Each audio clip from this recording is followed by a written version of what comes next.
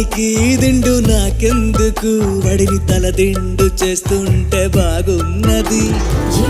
చూస్తూ ఉన్నావు నా దిక్కు నువ్వే అనిపిస్తావు ఇన్ని నాళ్ళు లేని బాగోతం బాగుంది